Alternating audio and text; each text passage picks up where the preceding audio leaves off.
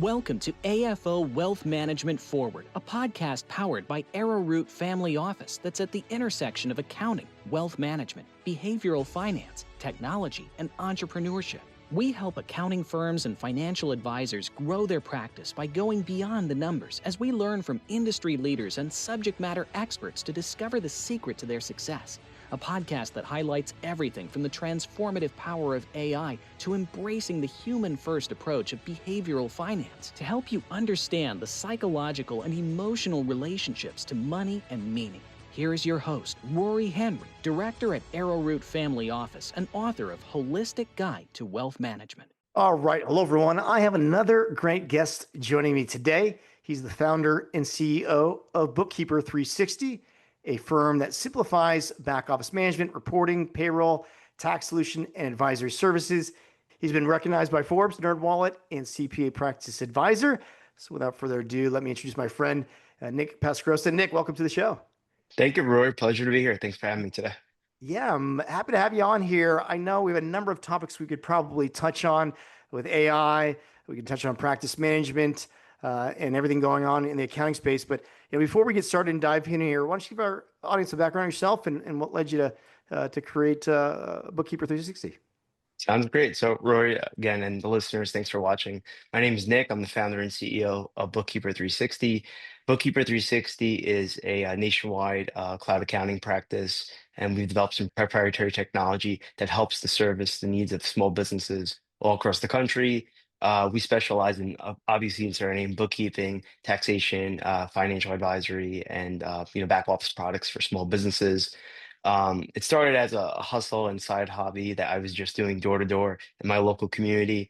I started what became Bookkeeper360 back in high school. The name was not what we were today, and it really started with a interest in just helping small businesses balance their checking account, stop running their business off their bank account balance, and giving them timely, accurate books that they could make real-time business decisions and just be better and be smarter. So it transformed from a local small business that I was going door to door to a nationwide team. We have about 75 team members across the country now, supporting nearly 1,000 small business clients. Yeah. Speaking about all those team members and all the businesses you support, obviously we're moving into this virtual world. I think you stated that you went from an in-person model to now, fully remote environment. Can you talk about that shift and where you see things moving forward here? Yeah, so we were forced to make that shift, probably like many listeners and firms when COVID happened. Prior to that, we had headquarters out of Woodbury, Long Island, New York. We were a team of about 25, 30 at the time, and we were still servicing all of our clients remotely with Google Meets and Join.me at the time, I think it was called. And then it was a forced shift on us, which was actually a blessing in disguise in some ways because it also expanded our horizon of where we were able to source really great team members. And we went from just being a New York business to a nationwide business where we now have team members in nearly 26 states. So it was definitely just a different dynamics from how we operated as a entity. However, we've been servicing small business clients, remotely for many years. So, yeah, and has your leadership shifted, from maybe some of those early days to now in this environment that seems like there's just technological advances, that are transforming the way we do business. I know working with folks remotely is something that is a challenge as well. How do you think your leadership has changed over the course of the last 5 years here since moving to a virtual type platform? yeah, so it's a really great question, Rory. And I think my leadership has changed as my role in the organization has changed. So whereas I started as I was the first bookkeeper, boots on the ground, doing the bookkeeping work. My background's in taxation. I have a master's in tax. I could be a CPA, but just never sat for the exam. I was very much in the day-to-day operations of the business, doing the accounting work, meeting with customers, hearing the pain points. And I was very tactically involved with the business. As the business has scaled, I've been blessed to build out a leadership team, which, some of my core people have now been with me over a decade. And that's allowed me to elevate into a more strategic position in the organization where I oversee the technology roadmap for the business, the culture, the high-end branding, the big partnerships. And we run on EOS, which has been a really great platform to help us communicate and get all our ideas on paper and get rocks and to-dos and all that stuff in a cadence of meetings. So I wouldn't say I'm perfect. I'm in groups like YPO and EO and Hampton to continuously improve my leadership style, but it's something I'm always trying to improve each year. So. Yeah. Are there any tips that you can provide for our audience that you've learned in EOS or YPO, or Hampton's obviously something new. If you want to talk to the audience, I'm sure they may know about YPO or EOS, but if you can talk about what Hampton's is. Yeah. So these are all entrepreneurs, communities where you can be paired with like-minded individuals that are not necessarily in your exact business. So you're not competing with them. So it's not like you are going to give away some secret sauce that you're going to be like, wow, I wish I didn't tell someone that because my competitor is going to steal that from me. Yeah. So, and what I've learned is that even, there could be someone in a forum. So I'm informed with a CEO of a big nationwide school, and there's a lot of things she talks about in her role and Mm. her challenges and opportunities that are translatable for things that I'm going through, maybe I've gone through, or things I will go through in life. So it's all about like my journey of leadership has been constantly just surrounding yourself with like-minded people that strive on getting better. And even though they're not in your exact same industry, there's a lot Yeah. to learn from people and shared experiences and whatnot. So. Yeah. That's the beauty of community. I know there's a number of communities in the accounting profession that people can share ideas and challenges. But when you are able to go outside of your industry and get others' input, I think that's incredibly valuable. I've been talking about lately. My friend Dr. Megan Lertz talks about do it yourself is kind of bullcrap, and that we all need coaches, we all need a team, we all need accountability partners to help us move forward here in business and in life. Yeah, absolutely. Yeah. All right. Well, let's shift because I know you talked about technology and you work with platforms like Zero, Bill.com, Gusto, FreshBooks, Ramp, and others. Can you talk about the integrations that you guys have and how you're thinking about technology and the roadmap here for Bookkeeper 360? Sure. So when we started Bookkeeper 360, I'd be lying to say if we had any software development in our playbook. Yeah. We started first as a traditional firm, boots on the ground, doing RDP on QuickBooks Desktop. Like that's where our roots are in 2010, 2012 era. Yeah. We evolved and we started using cloud apps like QuickBooks Online and Zero, which are the two GLs that now we support. And until about 2019, 2020, we were predominantly just a firm, a cloud-based firm that was utilizing tech, with Yeah. no tech development whatsoever. I held some product board seats on some companies and was very familiar with APIs. And growing up, I always had a love for technology. I was the kid in high school with a Palm Pilot taking notes, and I was actually turning on and off the TV with Yeah. the IR sensors when they still existed.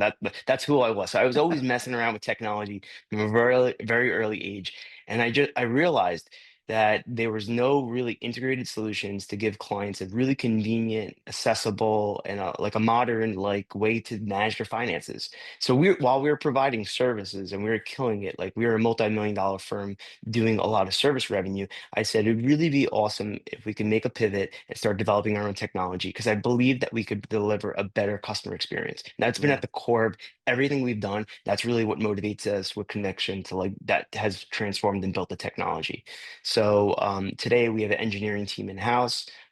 We developed a iOS, Android, and now web app, and we also have a practice management suite, which is how our team exclusively manages the workflow of our firm as well.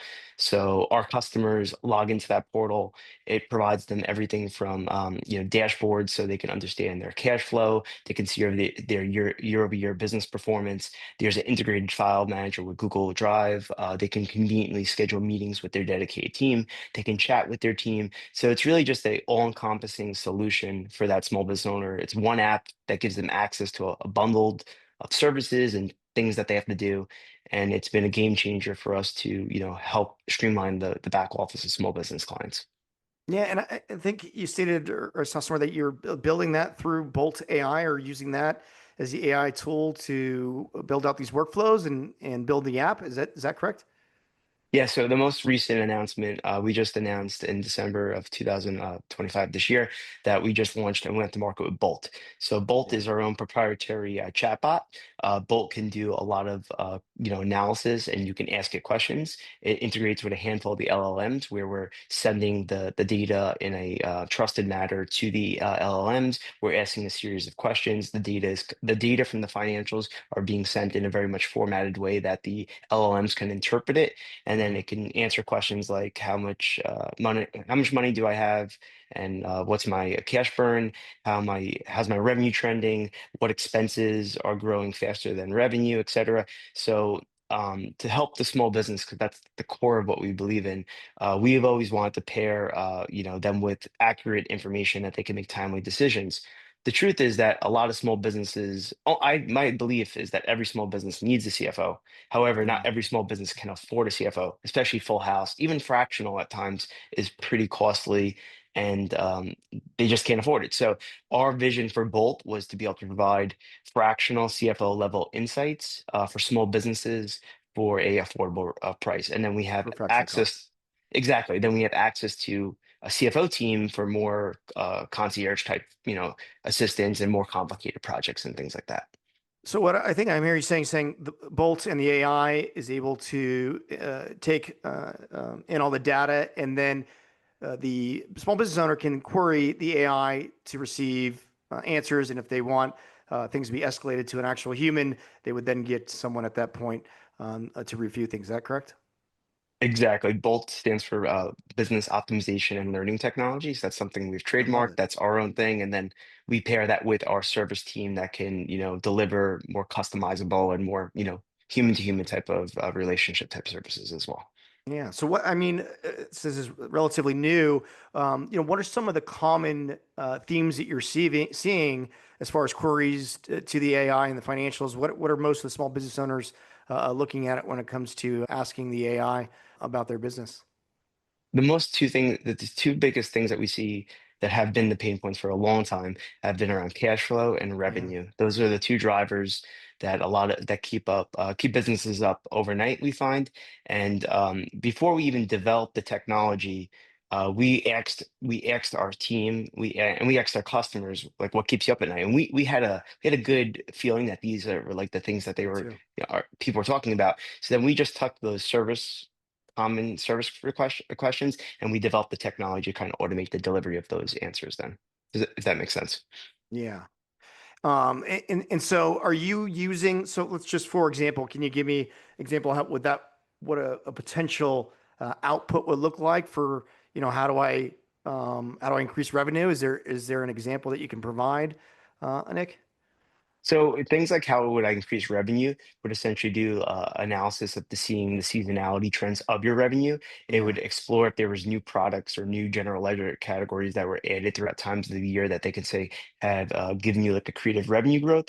So it will do like seasonality. You'll see like if you had new product launches, like, and see what's changed over the period. And it can also analyze your revenue versus your marketing spend. So if you see like your revenue is increasing, let's say 20% year over year, but your marketing Yeah. spend is staying flat, or maybe there's some correlations that sees, hey, a pickup in marketing is transformed to a pickup in revenue. It can create those types of correlations and communicate that to a small business owner. Yeah. Are you also able to look at industry benchmarks and analyze the industry as a whole, or is it keeping confined to the financial data that's being inputted? So we do have the benchmarking features. Those are things that is on the roadmap for 2026 and beyond that we will be investing more in. We do need to work on better benchmarking, but that's something that we're scratching the surface on that. But there's a lot more that we can go deeper with that, which is something that we have our eyes on. Yeah. And then as far as the practice management capabilities here, now are you selling this to other accounting professionals, or is this something that's just being used in-house right now? It's a really great question. So our journey with practice management started back in about 2014. Prior to us developing our own technology to manage our practice, which is an eight-figure practice today, we were using Salesforce, and I was a Salesforce architect. I developed a lot of custom objects and workflows, and it was pretty much point and shoot, like, very easy to do. I was doing Uh, the same thing around the same time, Nick. Yeah, and it worked. It was great, Right. but it was still a clunky interface we Yeah. felt, and it also became really expensive to scale. Yeah. the infrastructure is really expensive. So we set out, it was about a 3-year journey. It was longer than we would have hoped, a few road bumps along the way, but we got there. And we've developed the entire practice management suite that does everything from client management, capacity analysis. We have profitability, time and billing, integrated with the file management, customer tasks, internal tasks, SOPs, month-end close processes. So like you name it, it does it now, and we use it internally. So we're the only customer of the product Mhm. itself today, but we've showed it off to a few friends in the industry, and the feedback has been phenomenal so far. And we are currently evaluating whether we want to productize it as its own product and license that to the accounting community, or just keep it close to the heart and keep it just part of the secret sauce that we use to operate efficiently. Yeah. So. Yeah.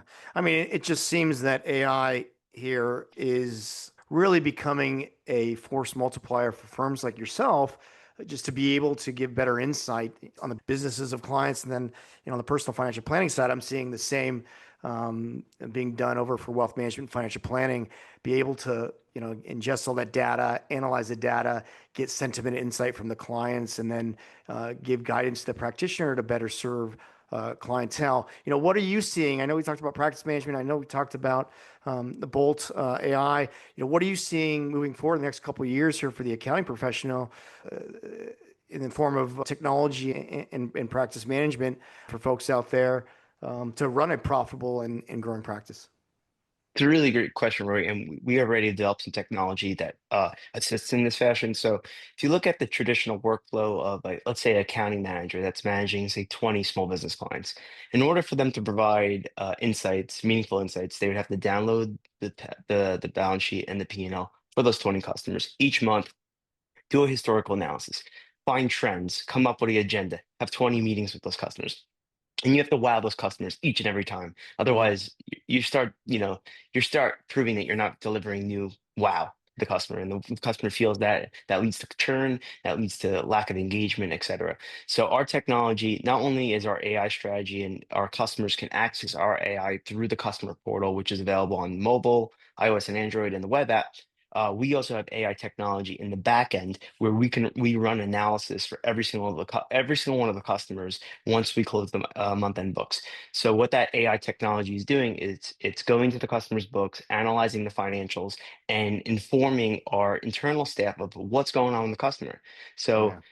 look at the exact like kind of role I just shared with you. You're an accounting manager, you have 20 customers, you kind of come up with those agenda points. Historically, you're popping the hood on each of those, doing a lot of research and then creating those. Whereas our team is now equipped when they come in, say on the 15th of the month after the books are locked, AI runs, it creates insights. We're still in a grading and validation standpoint where we're measuring them for relevance and accuracy, and then it's learning that the insight was accurate, and then it's essentially providing those insights to the staff internally, which then we can go explore and have those conversations with those customers. So it's definitely enabling us as a firm to do more and increasing our capabilities. And we're about 1 year in with development on that specific feature, but we're really focused on that in the long run to making sure we can just increase the leverage and better ways that we service our small business clients. And this is flowing into the tax advisory component, the tax planning for folks out there. Is that currently part of the process, or is that on the roadmap as well? So we have some internal products that are just available on the back end right now, which we use to identify clients that are probably going to be underpaid for their taxes, or they don't maybe have a tax plan or tax planning even engaged or set up, and Yeah. based on their business growth and all that. So we don't have a tax planning product right now in the app, but it is something that is also on the radar for. It probably won't be available for this upcoming tax season, but certainly Yeah. for the next one. I love it. I love it. Awesome. Well, this has been great here, Nick. Is there anything else that you want to touch on here and share for our audience members? Um, I think we've covered a lot of it. Yeah. We'd love to, meet any firms that are interested in me in the technology. It's something that we're building a list of interested parties and firms that may want to license it. So if you find this interesting, or you're a small business owner that wants to use the tech, we'd love to meet you. And you can find this at bookkeeper360.com. Awesome. I'll put that in the show notes. I appreciate you coming on, Nick, and I look forward to talking to you again. My pleasure, Rory. Thanks so Thank much. you, buddy. Appreciate it. Opinions expressed by Rory Henry on this website podcast interview are solely their opinions and do not reflect the opinions of Arrowroot Family Office LLC or their parent company or affiliates, and may have been previously disseminated on television, radio, internet, or another medium. You should not treat any opinion expressed by anyone as a specific inducement to make a particular investment or follow a particular strategy, but only as an expression of their opinions. Past performance is not indicative of future results.